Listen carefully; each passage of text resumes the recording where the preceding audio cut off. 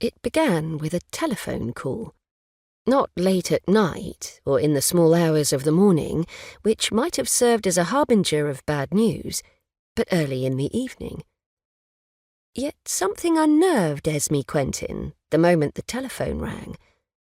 Perhaps it was a sixth sense which forewarned her, developed over years of being on her guard.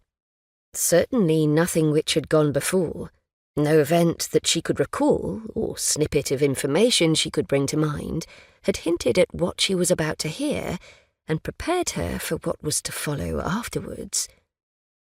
For Esme, it was the first step on what would prove to be a strange and bewildering journey.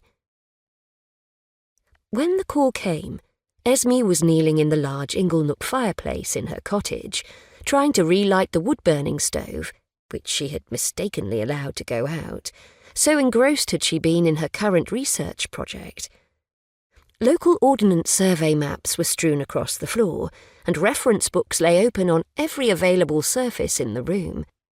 She was plotting the route of the long-since-defunct Shropton Canal, recording snippets of historical information to put into her report, in accordance with her client's brief. April had started a cold and wet month, and she was glad of the comforting warmth of the wood stove in her living room where she worked. It was only when the chill of the room penetrated her absorbed state that she realized the fire had died. If it had been later, she might have opted to go to bed and tackle the job the next morning, but the fascination of her task and the early hour of the evening prompted her attempt to reignite the embers. The shrill pitch of the telephone startled her. She frowned and wiped her charcoal-blackened fingers on her jeans. For a moment, she didn't move, just stared towards the instrument, gripped by a sense of dread. Then a compelling urgency took over. She scrambled to her feet and stumbled across the room to answer it. "Esme Quentin? Hello?"